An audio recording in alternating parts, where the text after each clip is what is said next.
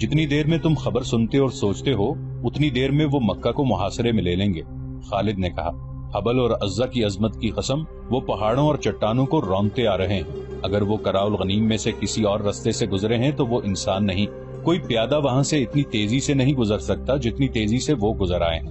خالد، ابو سفیان نے کہا، ذرا ٹھنڈے ہو کر سوچو، خدا کی قسم گھبراہٹ سے تمہاری آواز کانپ رہی ہے۔ ابو سفیان، خالد نے جل کر کہا، تم میں صرف یہ خوبی ہے کہ تم میرے قبیلے کے سردار ہو۔ میں تمہیں یہ بتا رہا ہوں کہ ان کے لیے مکہ کی اینٹ سے اینٹ بجا دینا کوئی مشکل نہیں۔ خالد نے دیکھا کہ اس کے دو ساتھی سالار اکرمہ اور صفوان قریب ہی کھڑے تھے۔ خالد نے ان سے کہا، آج بھول جاؤ کہ تمہارا سردار کون ہے، صرف یہ یاد رکھو کہ مکہ پر طوفان آ رہا ہے، اپنی آن کو بچاؤ، یہاں کھڑے ایک دوسرے کا منہ نہ دیکھو، اپنے شہر کو بچاؤ، اپنے دیوتاؤں کو بچاؤ۔ سارے شہر میں بھگدڑ بپا ہو گئی تھی۔ لڑنے والے لوگ برچھیاں، تلواریں اور تیر کمان اٹھائے مکہ کے دفاع کو نکل آئے۔ عورتوں اور بچوں کو ایسے بڑے مکانوں میں منتقل کیا جانے لگا جو قلعوں جیسے تھے۔ جوان عورتیں بھی لڑنے کے لیے تیار ہو گئیں۔ یہ ان کے شہر اور جان و مال کا ہی نہیں، ان کے مذہب کا بھی مسئلہ تھا۔ یہ دو نظریوں کی ٹکر تھی، لیکن خالد اسے اپنے ذاتی وقار کا اور اپنے خاندانی وقار کا بھی مسئلہ سمجھتا تھا۔ اس کا خاندان جنگ و جدل کے لیے مشہور تھا، اس کے باپ کو لوگ عسکری قائد کہا کرتے تھے۔ خالد اپنے خاندان کے نام اور خاندانی روایات کو زندہ رکھنے کی سرتوڑ کوشش کر رہا تھا۔ اس نے ابو سفیان کو نظر انداز کر دیا، اکرمہ اور صفوان کو ساتھ لیا اور ایسی چالیں سوچ لی جس سے وہ مسلمانوں کو شہر سے دور رکھ سکتا تھا۔ اس نے سواروں کی کچھ تعداد اس کام کے لیے منتخب کر لی کہ یہ سوار شہر سے دور چلے جائیں اور مسلمان اگر محاصرہ کر لیں تو یہ گھڑ سوار عقب سے محاصرے پر حملہ کرتے ہیں، مگر وہاں جم کر لڑے نہیں بلکہ محاصرے میں کہیں شگاف ڈال کر بھاگ جائیں۔ شہر میں افراتفری اور لڑنے والوں کی بھاگ دوڑ اور للکار میں چند ایک عورتوں کی مترنم آوازیں سنائی دینے لگی۔ ان کی آوازیں ایک آواز بن گئی تھیں۔ وہ رزمیہ گیت گا رہی تھیں جس میں رسول اللہ صلی اللہ علیہ وآلہ وسلم کے قتل کا ذکر تھا۔ بڑا جوشیلا اور بھڑکا دینے والا گیت تھا۔ یہ عورتیں گلیوں میں یہ گیت گاتی پھر رہی تھیں۔ چند ایک مسلح شتر سواروں کی مدینے کی طرف سے آنے والے رستے پر اور دو تین اور سمتوں کو دوڑا دیا گیا کہ وہ مسلمانوں کی پیش قدمی کی خبریں پیچھے پہنچاتے رہیں۔ عورتیں اونچے مکانوں کی چھتوں پر چڑھ کر مدینہ کی طرف دیکھ رہی تھی۔ سورج افق میں اترتا جا رہا تھا۔ صحرا کی شفق بڑی دل فریب ہوا کرتی ہے، مگر اس شام مکہ والوں کو شفق میں لہو کے رنگ دکھائی دے رہے تھے۔ کہیں سے کسی بھی طرف سے گرد اٹھتی نظر نہیں آ رہی تھی۔ انہیں اب تک آ جانا چاہیے تھا۔ خالد نے اکرمہ اور صفوان سے کہا، ہم اتنی جلدی خندق نہیں کھود سکتے، ہم خندق کا سہارا لے کر نہیں لڑیں گے۔ اکرمہ نے کہا، ہم ان کے محاصرے پر حملہ کریں گے۔ صفوان نے کہا، ان کے پاؤں جمنے نہیں دیں گے۔ سورج غروب ہو گیا ہے، رات گہری ہونے لگی ہے۔ کچھ بھی نہ ہوا۔ مکہ میں زندگی بیدار اور سرگرم رہی جیسے وہاں رات آئی ہی نہ ہو۔ عورتوں، بچوں اور بوڑھوں کو قلعوں جیسے مکانوں میں منتقل کر دیا گیا تھا، اور جو لڑنے کے قابل تھے وہ اپنے سالاروں کی ہدایات پر شہر کے ارد گرد اپنے مورچے مضبوط کر رہے تھے۔ رات آدھی گزر گئی، مدینہ والوں کی آمد کے کوئی آثار نہ آئے۔ پھر رات گزر گئی۔ خالد، ابو سفیان نے پوچھا، کہاں ہے وہ؟ اگر تم یہ سمجھتے ہو کہ وہ نہیں آئیں گے تو یہ بہت خطرناک فریب ہے جو تم اپنے آپ کو دے رہے ہو۔ خالد نے کہا، محمد کی عقل تک تم نہیں پہنچ سکتے۔ وہ جو سوچ سکتا ہے وہ تم نہیں سوچ سکتے۔ وہ آئیں گے۔ اس وقت تک مسلمان چند ایک مارکے دوسرے قبیلوں کے خلاف لڑ کر اپنی داغ بٹھا رہے تھے۔ ان میں غزوہ خیبر ایک بڑا مارکا تھا، انہیں جنگ کا تجربہ ہو چکا تھا۔ ابو سفیان، خالد نے کہا، میں تمہیں خبردار کرتا ہوں کہ مسلمان اب وہ نہیں رہے جو تم نے احد میں دیکھے تھے۔ اب وہ لڑنے کے ماہر بن چکے ہیں۔ ان کا ابھی تک سامنے نہ آنا بھی ایک چال ہے۔ ابو سفیان کچھ کہنے ہی لگا تھا کہ ایک شتر سوار نظر آیا جس کا اونٹ بہت تیز رفتار سے دوڑتا آیا تھا۔ ابو سفیان اور خالد کے قریب آ کر اس نے اونٹ روکا اور کود کر نیچے آیا۔ میری آنکھوں نے جو دیکھا ہے وہ تم نہیں مانو گے۔ شتر سوار نے کہا، میں نے مسلمانوں کو حدیبیہ میں خیمہ زن دیکھا ہے، وہ محمد اور اس کا لشکر نہیں ہو سکتا۔ ابو سفیان نے کہا، خدا کی قسم میں محمد کو اس طرح پہچانتا ہوں جس طرح تم دونوں مجھے پہچانتے ہو۔ شتر سوار نے کہا، اور میں نے ایسے اور آدمیوں کو بھی پہچانا ہے جو ہم میں سے تھے لیکن ان کے ساتھ جا ملے تھے۔ حدیبیہ مکہ سے 13 میل دور مغرب میں ایک مقام تھا۔ رسول کریم صلی اللہ علیہ وآلہ وسلم خوریزی سے بچنا چاہتے تھے، اس لیے آپ صلی اللہ علیہ وآلہ وسلم مکہ سے دور حدیبیہ میں خیمہ زن ہو گئے تھے۔ ہم ان پر شبخون ماریں گے۔ خالد نے کہا، انہیں سستانے نہیں دیں گے۔ وہ جس راستے سے حدیبیہ پہنچے ہیں اس راستے نے انہیں تھکا دیا ہوگا، ان کی ہڈیاں ٹوٹ رہی ہوں گی۔ وہ تازہ دم ہو کر مکہ پر حملہ کریں گے، ہم انہیں آرام نہیں کرنے دیں گے، ہم انہیں وہاں سے بھگا سکتے ہیں۔ ابو سفیان نے کہا، چھاپا مار جیش تیار کرو۔ رسول اکرم صلی اللہ علیہ وآلہ وسلم نے اپنی خیمہ گاہ کی حفاظت کا انتظام کر رکھا تھا۔ گھڑ سوار جیش رات کو خیمہ گاہ کے ارد گرد گشتی پہرا دیتے تھے، دن کو بھی پہرے کا انتظام تھا۔ ایک اور گھڑ سوار جیش نے اپنے جیسا ایک گھڑ سوار جیش دیکھا جو خیمہ گاہ سے دور آہستہ آہستہ چلا جا رہا تھا۔ مسلمان سوار ان سواروں کی طرف چلے گئے۔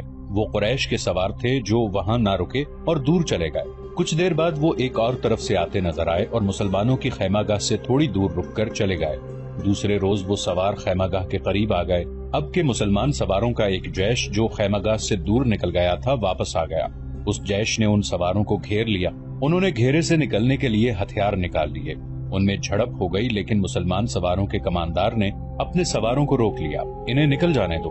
جیش کے کماندار نے کہا، ہم لڑنے آئے ہوتے تو ان میں سے ایک کو بھی زندہ نہ جانے دیتے۔ وہ مکہ کے لڑاکا سوار تھے۔ انہوں نے واپس جا کر ابو سفیان کو بتایا، چند اور سواروں کو بھیجو۔ ابو سفیان نے کہا، ایک شبخون مارو۔ میرے قبیلے کے سردار ایک سوار نے کہا، ہم نے شبخون مارنے کی بہت کوشش کی ہے لیکن ان کی خیمہ گاہ کے ارد گرد دن رات گھڑ سوار گھومتے پھرتے رہتے ہیں۔ قریش کے چند اور سواروں کو بھیجا گیا۔ انہوں نے شام کے ذرا بعد شبخون مارنے کی کوشش کی لیکن مسلمان سواروں نے ان کے کچھ سواروں کو زخمی کر کے وہاں سے بھگا دیا۔ مکہ والوں پر تذبذب کی کیفیت طاری تھی۔ وہ راتوں کو سوتے بھی نہیں تھے۔ محاصرے کے ڈر سے وہ ہر وقت بیدار اور چوکس رہتے تھے اور دن گزرتے جا رہے تھے۔ آخر ایک روز مکہ میں ایک مسلمان سوار داخل ہوا۔ یہ حضرت عثمان رضی اللہ عنہ تھے۔ انہوں نے ابو سفیان کے متعلق پوچھا۔ ابو سفیان نے دور سے دیکھا اور دوڑا آیا۔ خالد بھی آ گیا۔ میں محمد رسول اللہ صلی اللہ علیہ وآلہ وسلم کا پیغام لے کر آیا ہوں۔ حضرت عثمان رضی اللہ عنہ نے کہا، ہم لڑنے نہیں آئے، ہم عمرہ کرنے آئے ہیں، عمرہ کر کے چلے جائیں گے۔ اگر ہم اجازت نہ دیں تو؟ ابو سفیان نے پوچھا۔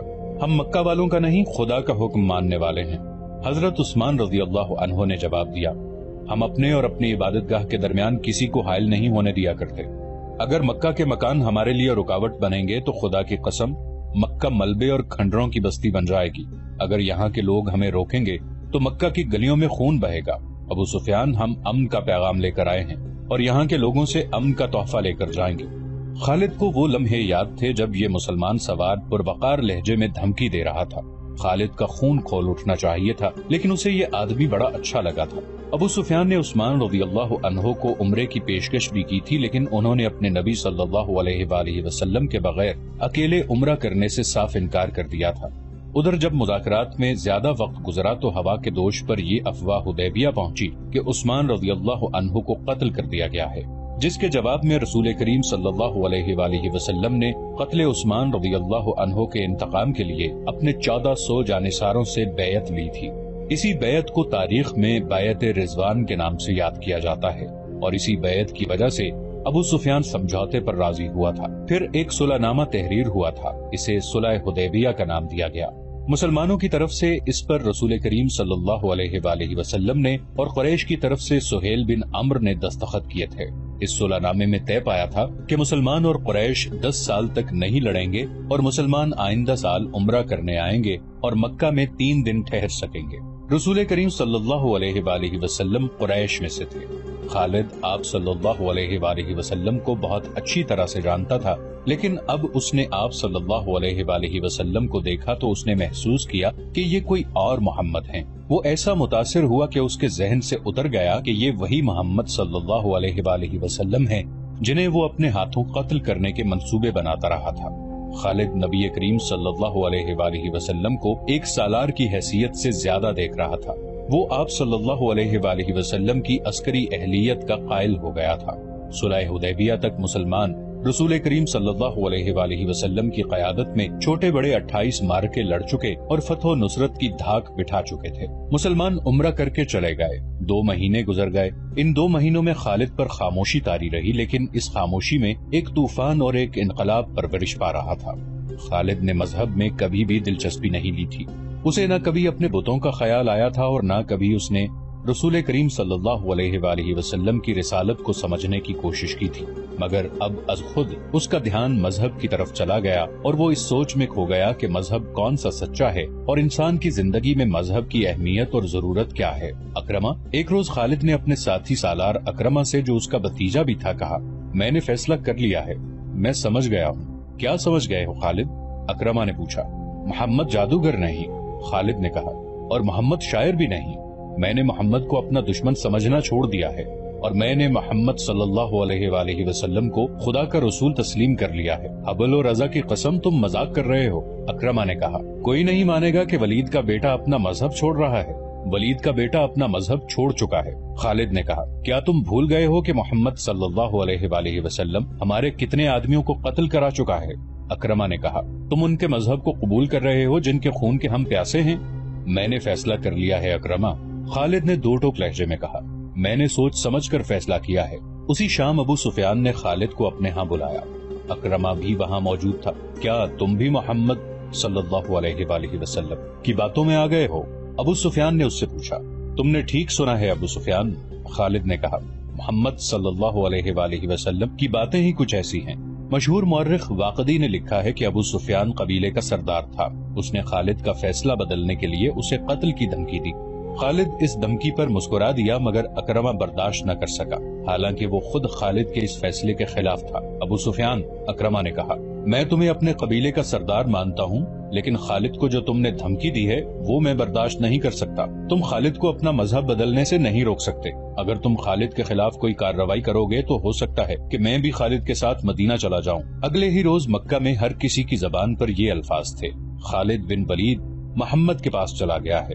خالد یادوں کے ریلے میں بہتا مدینہ کو چلا جا رہا تھا۔ اسے اپنا ماضی اس طرح یاد آیا تھا جیسے وہ گھوڑے پر سوار مدینے کو نہیں بلکہ پیادہ اپنے ماضی میں چلا جا رہا تھا۔ اسے مدینے کے اونچے مکانوں کی منڈیریں نظر آنے لگی تھی۔ خالد، اسے کسی نے پکارا لیکن اسے گزرے ہوئے وقت کی آواز سمجھ کر اس نے نظر انداز کر دیا۔ اسے گھوڑوں کے ٹاپ سنائی دیے، تب اس نے دیکھا دو گھوڑے اپنی طرف آتے دکھائی دیے۔ وہ رک گیا۔ گھوڑے اس کے قریب آ کر رکے۔ ایک سوار اس کے قبیلے کے مشہور جنگجو عمرو بن العاص تھے اور دوسرے عثمان بن طلحہ۔ دونوں نے ابھی اسلام قبول نہیں کیا تھا۔ کیا تم دونوں مجھے واپس مکہ لے جانے کے لیے آئے ہو؟ خالد نے ان سے پوچھا۔ تم کہاں جا رہے ہو؟ عمرو بن عاص نے پوچھا۔ اور تم دونوں کہاں جا رہے ہو؟ خالد نے پوچھا۔ خدا کی قسم ہم تمہیں بتائیں گے تو تم خوش نہیں ہوگے۔ عثمان بن طلحہ نے کہا، ہم مدینہ جا رہے ہیں۔ بات پوری کرو عثمان، عمرو بن عاص نے کہا۔ خالد، ہم محمد صلی اللہ علیہ وآلہ وسلم کا مذہب قبول کرنے جا رہے ہیں۔ ہم نے محمد صلی اللہ علیہ وآلہ وسلم کو خدا کا سچا نبی مان لیا ہے، پھر ہم ایک ہی منزل کے مسافر ہیں۔ خالد نے کہا، آؤ اکٹھے چلیں۔ وہ 31 مئی 628 عیسوی کا دن تھا جب تاریخ اسلام کے دو عظیم جرنیل خالد رضی اللہ عنہ بن ولید اور عمرو رضی اللہ عنہ بن عاص مدینہ میں داخل ہوئے۔ ان کے ساتھ عثمان رضی اللہ عنہ بن طلحہ تھے۔ تینوں رسول کریم صلی اللہ علیہ وآلہ وسلم کے حضور پہنچے۔ سب سے پہلے خالد رضی اللہ عنہ بن ولید اندر گئے، ان کے پیچھے عمرو بن عاص اور عثمان بن طلحہ رضی اللہ عنہم گئے۔ تینوں نے قبول اسلام کی خواہش ظاہر کی۔ رسول اللہ صلی اللہ علیہ وآلہ وسلم اٹھ کھڑے ہوئے اور تینوں کو باری باری گلے لگایا۔ شہیدوں کو دل سے اتار دیں، ذہن سے ان کا نام و نشان مٹا دیں، ان کی یادوں کو شراب میں ڈبو دیں۔ اس زمین پر جو خدا نے ہمیں شہیدوں کے صدقے عطا کی ہے، بادشاہ بن کر گردن اکڑا لیں اور کہیں کہ میں ہوں اس زمین کا شہنشاہ۔ شہیدوں کے نام پر مٹی ڈال دیں۔ کسی شہید کی کہیں قبر نظر آئے تو اسے زمین سے ملا دیں، مگر زندگی کے ہر موڑ اور ہر دوراہے پر آپ کو شہید کھڑے نظر آئیں گے۔ آپ کے ذہن کے کسی گوشے سے شہید اٹھیں گے اور شراب اور شہنشاہیت کا نشہ اتار دیں گے۔ جس نے تخت و تاج کے نشے میں شہیدوں سے بے وفائی کی، وہ شاہ سے گدا اور ذلیل و خوار ہوا، کیونکہ اس نے قرآن کے اس فرمان کی حکم عدولی کی کہ شہید زندہ ہیں، انہیں مردہ مت کہو۔ عرب کے ملک اردن میں گمنام سا ایک مقام ہے جس کا نام موتا ہے۔ اس کے قریب سے گزر جانے والوں کو بھی شاید پتہ نہ چلتا ہوگا کہ وہاں ایک بستی ہے۔ اس کی حیثیت چھوٹے سے ایک گاؤں سے بڑھ کر اور کچھ بھی نہیں، لیکن شہیدوں نے اردن کے بادشاہ کو اپنی موجودگی کا اور اپنی زندگی کا جو انہیں اللہ تعالیٰ نے عطا کی ہے احساس دلا دیا ہے۔ وہ جس معرکے میں شہید ہوئے تھے وہ 13.5 صدیاں پہلے اس مقام پر لڑا گیا تھا۔ پھر یہ مقام گزرتے زمانے کی اڑتی ریت میں دبتا چلا گیا۔ کچھ عرصے سے موتا کے رہنے والے ایک عجیب صورتحال سے دوچار ہونے لگے۔ آج بھی وہاں چلے جائیں اور وہاں رہنے والوں سے پوچھیں تو وہ بتائیں گے کہ ان میں سے کوئی نہ کوئی آدمی رات کو خواب میں دیکھتا ہے کہ 13.5 صدیاں پہلے کے مجاہدین اسلام چل پھر رہے ہیں۔ کفار کا ایک لشکر آتا ہے اور مجاہدین اس کے مقابلے میں جم جاتے ہیں۔ ان کی تعداد تھوڑی ہے اور لشکر کفار مانند سیلاب ہے۔ مارکا بڑا خونریز ہے۔ یہ خواب ایک دو آدمیوں نے نہیں، وہاں کے بہت سے آدمیوں نے دیکھا ہے اور کسی نہ کسی کو یہ خواب ابھی تک نظر آتا ہے۔ یہ لوگ پڑھے لکھے نہیں، انہیں معلوم نہیں تھا کہ 13.5 صدیاں پہلے یہاں حق و باطل کا معرکہ لڑا گیا تھا، مگر ان کے خوابوں میں شہید آنے لگے۔ یہ خبر اردن کے ایوانوں تک پہنچی، تب یاد آیا کہ یہ وہ موقع ہے جہاں مسلمانوں اور عیسائیوں کی ایک لڑائی ہوئی تھی۔ یہ عیسائی عرب کے باشندے تھے۔ شہیدوں نے اپنے زندہ ہونے کا ایسا احساس دلایا کہ اردن کی حکومت نے جنگ موتا اور اس کے جنگ کے شہیدوں کی یادگار کے طور پر ایک نہایت خوبصورت مسجد تعمیر کرنے کے احکام جاری کر دیے۔ مسجد کی تعمیر 1868 میں شروع ہوئی تھی۔ اس جنگ میں 3 سپہ سالار زید رضی اللہ عنہ بن حارثہ، جعفر رضی اللہ عنہ بن ابی طالب اور عبداللہ رضی اللہ عنہ بن رواحہ یکے بعد دیگرے شہید ہو گئے تھے۔ ان تینوں کی قبریں موتا سے تقریباً 2 میل دور ہیں، جو ابھی تک محفوظ ہیں۔ مدینہ میں آ کر خالد رضی اللہ عنہ بن ولید نے اسلام قبول کیا تو ان کی ذات میں عظیم انقلاب آیا۔ 3 مہینے گزر گئے تھے۔ خالد رضی اللہ عنہ زیادہ تر وقت رسول کریم صلی اللہ علیہ وآلہ وسلم کے حضور بیٹھے فیض حاصل کرتے رہے، مگر انہیں ابھی عسکری جوہر دکھانے کا موقع نہیں ملا تھا۔ وہ فن حرب و ضرب کے ماہر جنگجو تھے۔ ان کا حسب و نسب بھی عام عربوں سے اونچا تھا، لیکن انہوں نے ایسا دعویٰ نہ کیا کہ انہیں سالار کا رتبہ ملنا چاہیے۔ انہوں نے اپنے آپ کو سپاہی سمجھا اور اسی حیثیت میں خوش رہے۔ آج کے شام اور اردن کے علاقے میں اس زمانے میں قبیلہ غسان آباد تھا، جو اس علاقے میں دور تک پھیلا ہوا تھا۔ یہ قبیلہ طاقت کے لحاظ سے زبردست مانا جاتا تھا، کیونکہ جنگجو ہونے کے علاوہ اس کی تعداد بہت زیادہ تھی۔ اس قبیلے میں عیسائی بھی شامل تھے۔ اس وقت روم کا شہنشاہ ہرقل تھا، جس کی جنگ پسندی اور جنگی دہشت دور دور تک پھیلی ہوئی تھی۔ اسلام تیزی سے پھل پھول رہا تھا۔ قبیلہ قریش کے ہزارہا لوگ اسلام قبول کر چکے تھے۔ ان کے مانے منجے ہوئے سردار اور سالار بھی مدینے جا کر رسول خدا صلی اللہ علیہ وآلہ وسلم کے دست مبارک پر بیعت کر چکے تھے، اور مسلمان ایک جنگی طاقت بنتے جا رہے تھے۔ کئی ایک چھوٹے چھوٹے قبائل حلقہ بگوش اسلام ہو گئے تھے۔